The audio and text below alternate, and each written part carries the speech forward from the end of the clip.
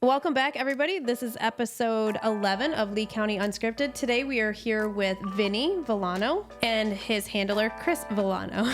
Chris is a partner and owner of Bratty Paws Dogplex up in Punta Gorda. It is a dog training facility. They primarily focus in dog agility, but also have other obedience classes, I think rally, scent work, dock diving, fast cat, all the things you can think of. So if you're thinking Disney World for humans, this is Disney World for dogs. So without further ado, Chris Villano. I couldn't have said it any better.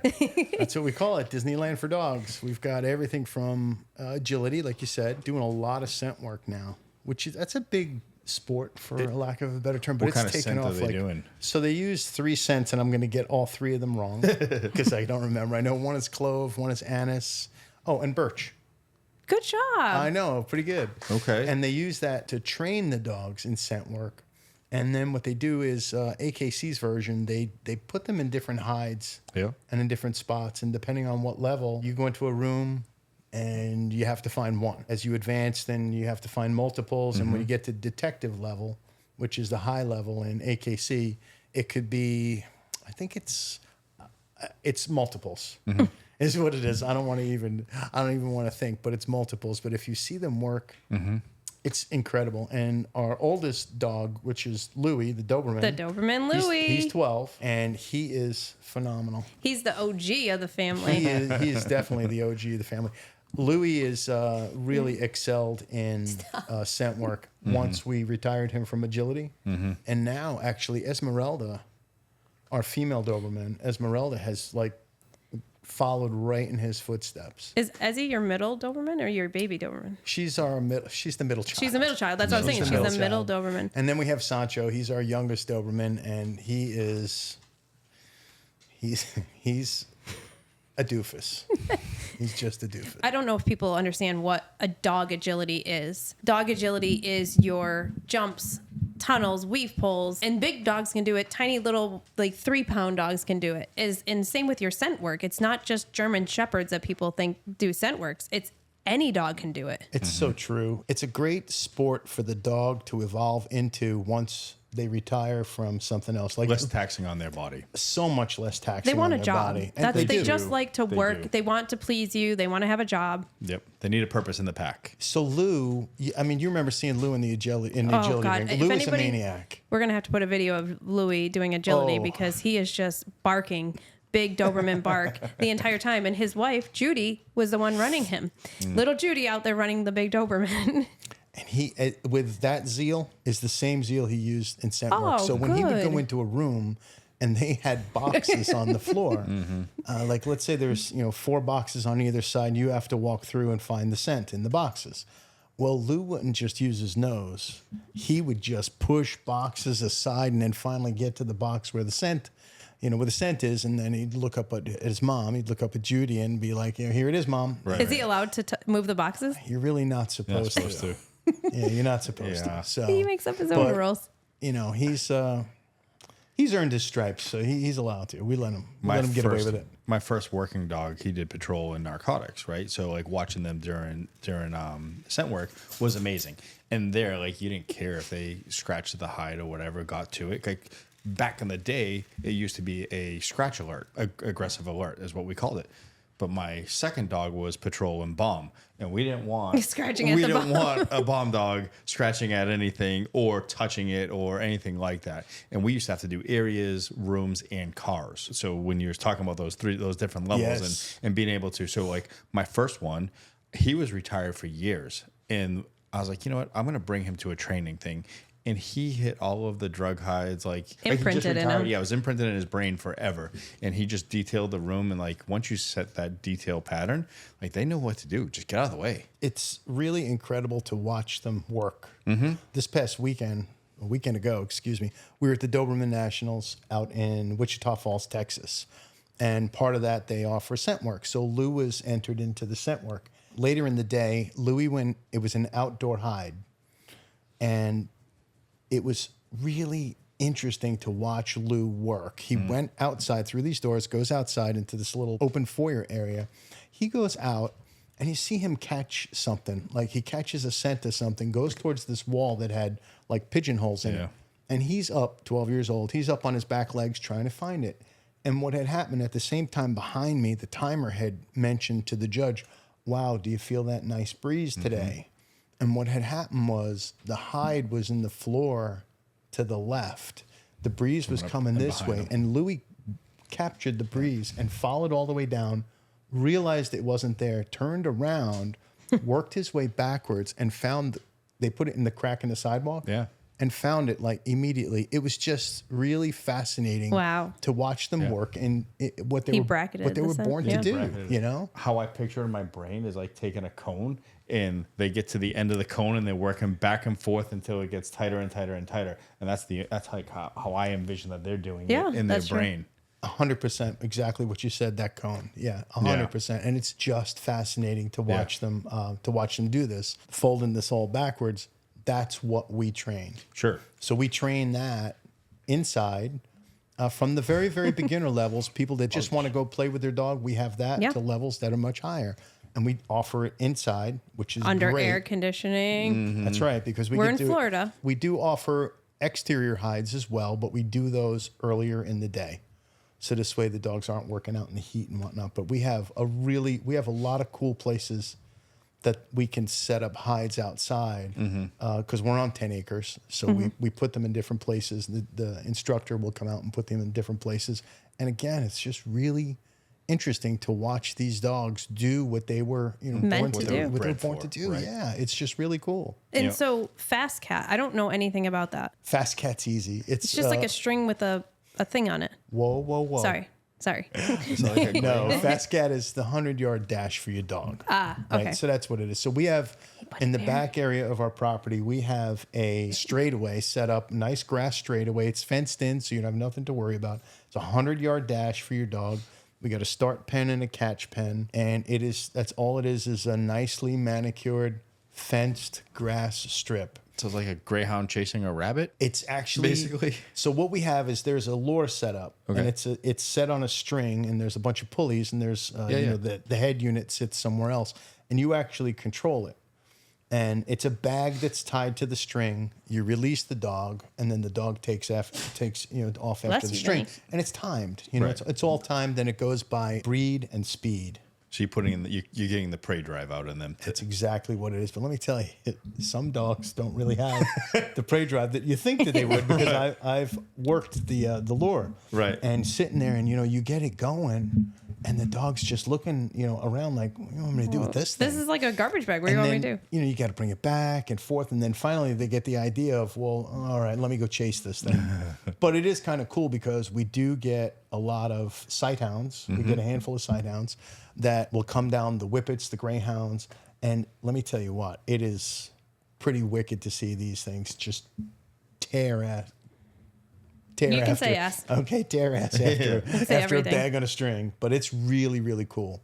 And it's time. That's all it's based on, time and breed. So for the average person that may be watching this and maybe like, oh my goodness, that's like so far advanced to where I'm at and where my dog is at. Do you guys do basic obedience with them? Where you do go to the very, very foundation, which is obviously obedience? So like Kim had mentioned, we offer agility, obedience, rally, scent work, dock diving, and the Fast Cat. Coming in the door, just you and your dog. You've got little Fluffy, or in this case, little Vinny. My cousin Vinny. Coming in the door, and I want to do something with my dog, not sure what to do.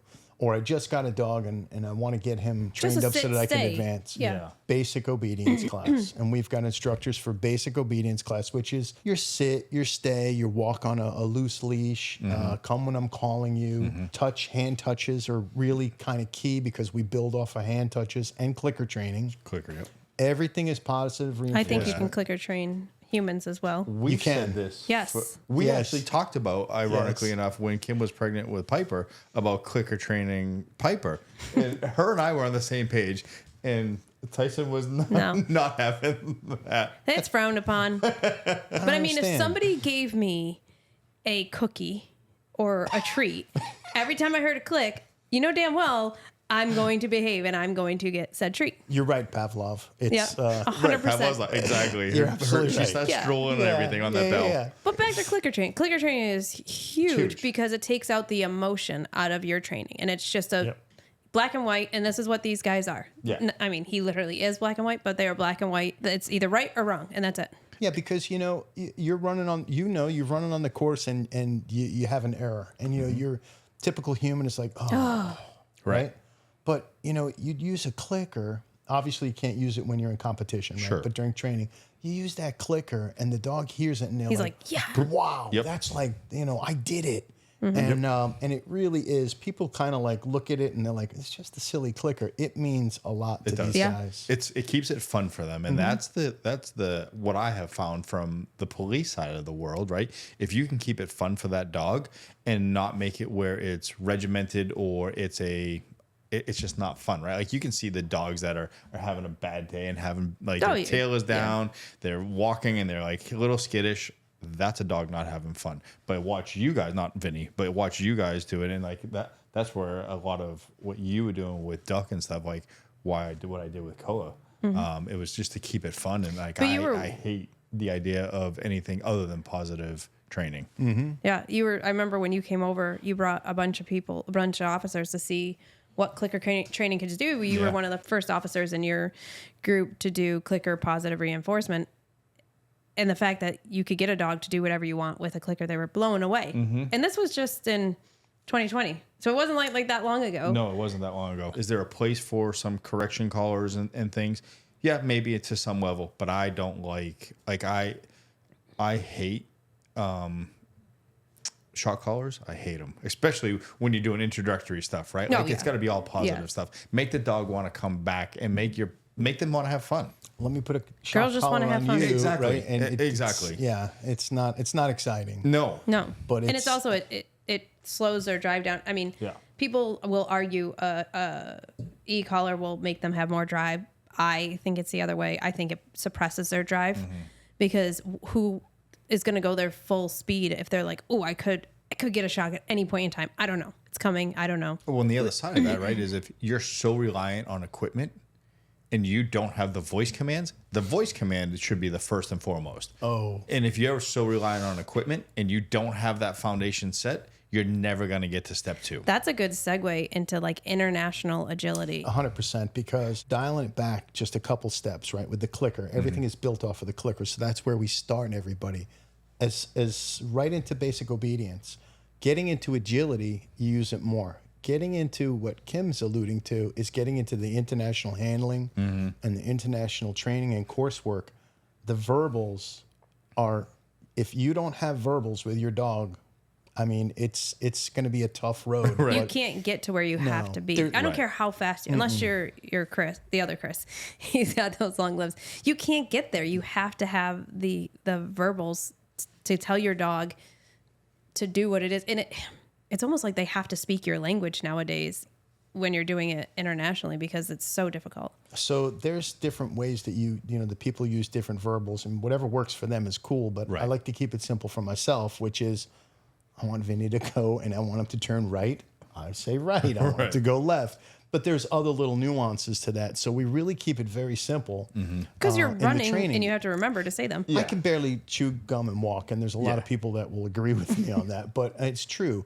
Running, trying to give commands, and Vinny's great because he's just got, he's got it up here. He really does. He's got it in his DNA that he does. He's just phenomenal. And I have another border collie, Paul, who is like supersonic.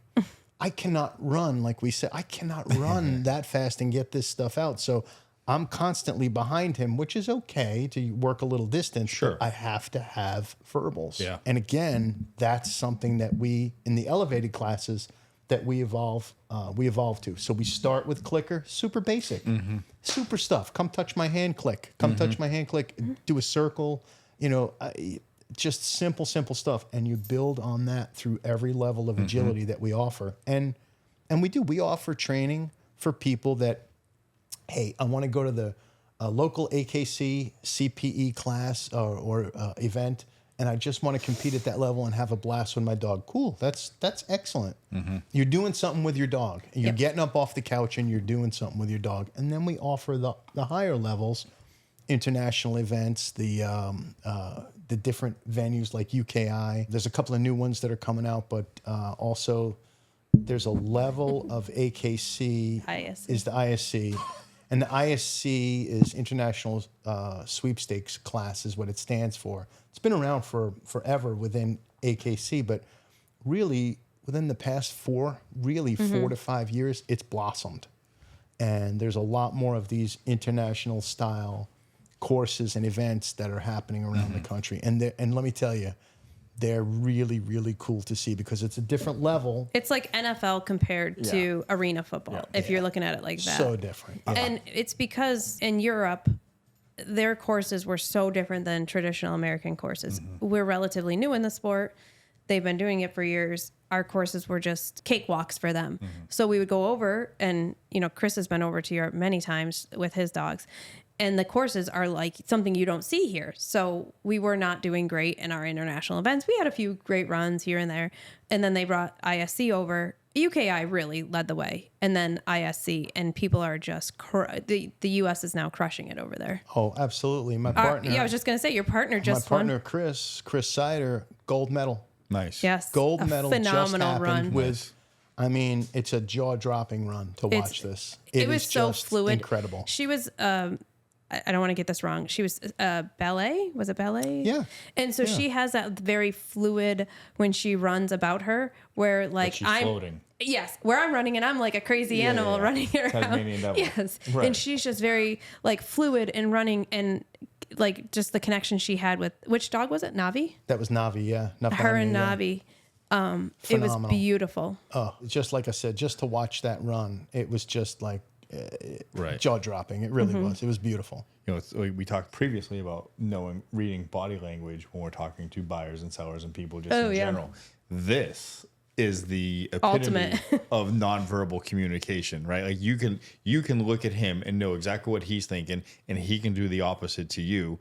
And like that's what makes a team really well, is that nonverbal communication. Yes, it is. And too many people don't put an emphasis on that relationship with their dog. Oh, it's very true. I mean, just some looks and just minor body language, and from the policing side of the world, right? So just body language and looks.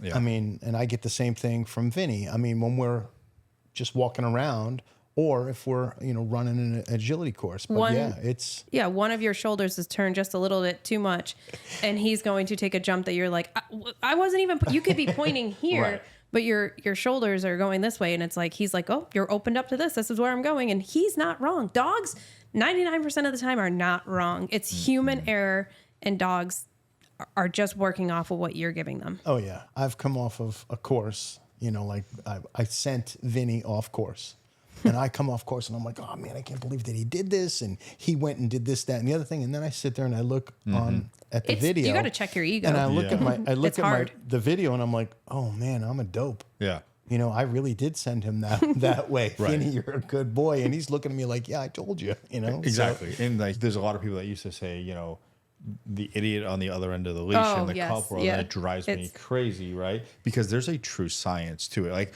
and we never really let our dogs off lead when we were looking for somebody. There's some circumstances we would, but to understand, like, it's not just a holding on to a leash and going for a run. You have to know what he's telling you or she's telling you, and it may just be a subtle like head bump, and you miss it, and you miss the turn. You miss the turn, or Absolutely. you miss the clue, and now you have to figure it out, and you're blaming the dog. Well, that's the talent. We're just the ones that are making sure they're safe and putting them in the right place. Absolutely, that's very, very true. It's very true. And the policing world to the agility world, it's with that whole what you just said. It's total crossover, right? 100% crossover, right? Yeah. I had always wished that we did it once. I wish that there was competition with police dogs. I wish we had done more of them to showcase what our dogs are actually capable of. You guys are, I say you guys, like the agility world, right? And I have said this to you before, of are light years ahead of obedience and agility and all of that than the police world will ever be. Why we haven't adopted some of what you guys have done is beyond me, and I'll never understand it. I think there's a certain mentality as an officer that you're strong and you're tough and you're this and that, and the dog should be trained in that same manner.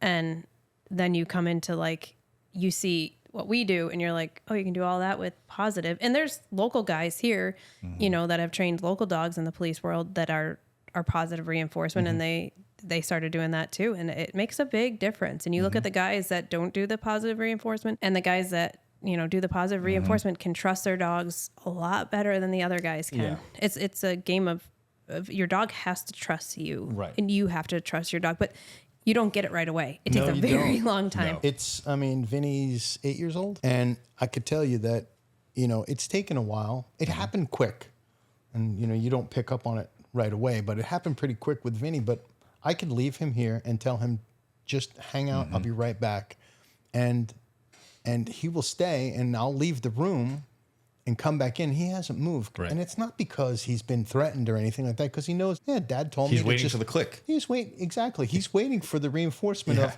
come here, let's do something. I mean, how many times at a UKI trial? Oh, yeah. Because with UKI, it's a little bit more relaxed with leash. You know, I mean, it's all common sense. If your dog is going to be a reactive dog, please keep it on leash. You know, just with anything. But there's a lot of dogs that are just, I don't really care about other dogs. They just want to do their job. I say I could bring in a rhinoceros and he doesn't care. Right. If there's agility there, that's what I want. I don't really care about the rhino, you know? And there's been many times I've come out of the office getting ready to run. Vinny goes right underneath the score table. I go run my run, come back, cool him down, and we're just hanging out. He's still off leash. He's under the table, and I'm going to do something. And it's like someone calls me and says, hey, something's going on out front at the registers. I run out. I forgot that my dog's still staying there. I come back and he's in the same spot that I left him. But it's like this little no communication, bond, trust, all that stuff molded into one. And then I come back and I'm like, oh, Vinny, man, I'm sorry. I left you there. And he looked at me like, yeah, I'm waiting for you. And then, you know. But it's interesting with the household, because we have it in our household. We have a split household. Some dogs are Tyson's dogs and some dogs are my dogs. Yeah. And Vinny is your dog. He is. And Louis was Judy's dogs. Sancho, I would say, is more Judy's dog, right? Yeah, he is, but I'm trying to work in there a little bit. And they pick you. Yeah, they do. You know, like Pancake. Pancake was your dog. She left me. Yeah. She left me. Not no more. Now she's Tyson's dog. She left me for Tyson. And also Tyson's dog that came with him, it was like, oh, yep, see you later. This is my new person. They kind of like swapped roles. So it's interesting how even though you're working a dog, it may not necessarily like be your specific dog. It might want to be somewhere else. Like I think of Chris and Chris with all their dogs. They can run all the dogs. They run each other's dogs but I guarantee you when they go home at night, those dogs like a certain person over a certain person. They pick you. So what you're saying is mom and dad really do have a favorite child. Oh yeah, 100%. Oh, yeah, I do. Yeah, I do. 100%. Yeah, there's no doubt. Mine may or may not be furry. Yeah, there's definitely a pecking order in the house, you know, but no doubt there's definitely favorites. Let's talk about the big November event that you're having. The Pausapalooza. Tell me the dates and everything about it. So it's going to actually start on November the 8th and run through the 16th. The beginning part of that from the 8th to the 13th, I think it is, or the 12th, is going to be scent work. And it's all open to the public to come and watch. Oh, yeah. Anything that we do when we run an event, the public is always welcome to come in. They have a viewing area. Oh, absolutely. They have a nice little seated area. We welcome it.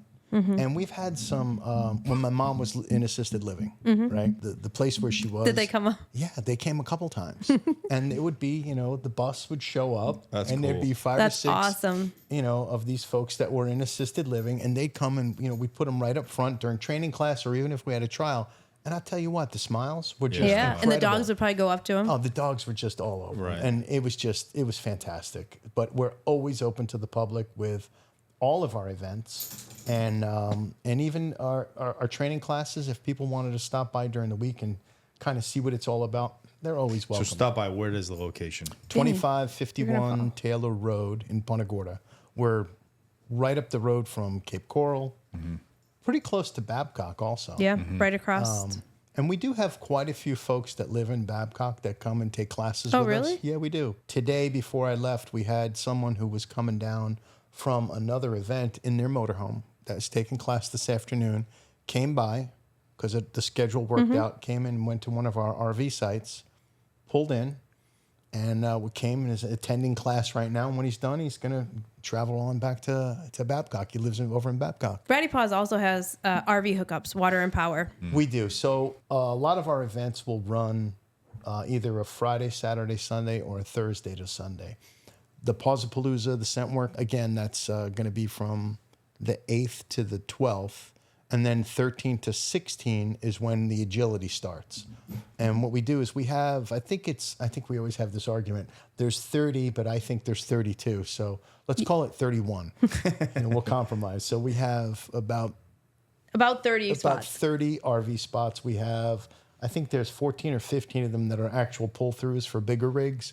And then some areas where you can back in electric, and we have water. We don't have any dumps on the facility. So, but for a weekend, I mean, you're fine. You don't need it. And I tell you, for our events, they sell out. Yes. In advance. Yeah. And how many attendees do you think that you're going to have coming for dogs? I would say dogs, because people run multiple dogs, right? Mm-hmm. Yes. So, is this an AKC event? Yeah. So it's going to be starting on that Thursday, the 13th. It's going to be an AKC agility event, and it's a 4-day. We typically get, on any given trial for a 3-day average, we get about 80 to 88 humans in the building at any given point in time. So there's a lot of people who run multiple dogs. So you can imagine there's easily over, there's over 100 and some odd dogs that are there. And plus, with this particular event this weekend, the Pawsapalooza, there's the agility that's going to be going on inside. I said the scent work is going to preface everything. Then we have agility, Friday, Saturday, and Sunday, which is going to be 14, 15, 16. We have dock diving that we didn't talk about. Yeah. So we also offer dock diving. We're a NAD facility, which is an AKC recognized dock diving sport. We're going to be offering that, the dock diving, the fast cat, agility, and for the first time, we're offering, we have some folks that are coming out. They're going to be doing up dog, which is the Frisbee. The Frisbee. We loved Frisbee. I've never done it with up dog before. We used to do, we had a league. Toss and fetch league, which was kind of cool, but we're going to do up dog for the first time, and we're really excited. And there's a lot of crossover in the pool world. A lot of people who do dock diving do up dog and vice versa. So it's going to be really interesting. And then for this event, I think we got about 17 vendors that are coming in, and a couple of food trucks also. Really you guys excited. also offer massage and chiropractic for the dogs. Yes. At the events. Yes. They do it for humans too. They do dogs and humans. They do. If you pull something or whatever, even if you just want to get massage, they do both. Yeah, we're gonna have 3 of them that are coming in. Oh wow. So, and the folks that are doing the work for the dogs, the chiropractic and the massage, they'll be located inside. And then some of the other vendors are going to be located outside. I'm going to have we got a little tree line that's going up there, and I'll have people could set up their easy ups over there. Do you have any of this stuff on a website, social media? Best place to find the information is on our Facebook page, because I'm continually updating how many vendors we have coming, the dates, the opening dates, the closing dates. So the best place to get the information for the Pawsapalooza is going to be on our Facebook page, which is Bratty Paws Dogplex. It's going to be interesting event. It's going to be a little hectic, but that's okay. That's the what best it's all part. about. Yeah, for So, sure. yeah. Like you said, Disney World for dogs. Absolutely. Yeah. Let it play And out. Chris and his partner started this back in 2018, I think it was. February of 2018, yeah. Yeah, so they started this in 2018. We used to train down in Naples at our trainer's house in an open field. I remember that. Yeah. And it was beautiful. The most beautiful grass you've ever seen was that grass. That's true. They cared for it. And then, they partnered up and started this indoor facility. And then we were like, what the heck have we been missing all this time running inside with air conditioning? Yeah, it's a beautiful facility, I have to say. It's about 22,000 square feet. They added on. Yeah, we made the building larger. We added the RV spots, the fast cat, and everything else at that time. But it's really nice. And plus, we also have a retail, so we sell limited agility equipment there. We're working with another company right now that we'll announce at the Pawsapalooza. Oh. Yeah, it's a domestic company, a local company, makes great equipment and offerings. We'll put that out at that point in time. But we also offer all the treats and snacks and toys that you're going to need while you're training or whatever it may be. And plus we, a lot of people don't know that we sell food, dog food, but your major brands, your Farmina, we have Steve's Frozen, Answers, all the brands that you can think of, we have there. To keep your pet healthy while they're being an athlete versus giving them just kibble. Right. Yeah. Exactly. It's a cool place. It really is. I have to agree. You're there. You're there a lot. We're there quite a bit. But it's your love. You turned your love into a building that everybody else can enjoy now. yeah. So you gave people the place to be able to call home, and that's their place of peace and happiness. They go from a stressful job or something like that, and they have an outlet now that they can run all year long in, and that's their happy place. Absolutely. Bratty Paws is the place that they're the most happiest at, running with their dog. Rain or shine, we're there, air conditioned. I mean, that we have the best turf that you can get your hands on. This is sport turf with infill. I mean, and we groom it regularly. And I tell you what, it is a pleasure to run on, especially after coming back from a trip where we ran on everything ag centers, which are fine. They're cool. But this is... You're spoiled now. I am spoiled. You're I am spoiled. It's You're real indoor nice. on manicured turf. Right.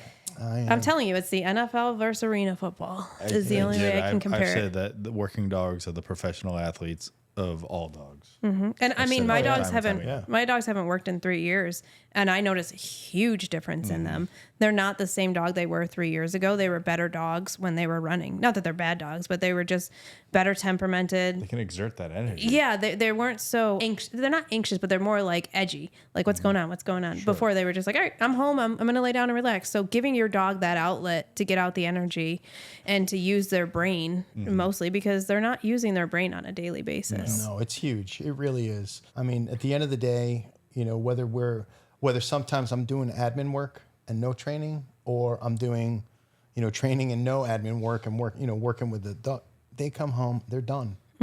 They are done. Thanks, I've had enough. I'm going to be on the couch if you need me. A tired dog is a great dog. Exactly. A bad day with a dog is still a good day. Oh, absolutely it is. Yes. Right? We've said Absolutely. that time and time again. If you want more information on the event that's coming up in November, you can reach out to us, or you can go directly to Bratty Paws website or Facebook page, rather. Really important if you want more information, or you just want to go out there and form a bond with your dog and your furry partner.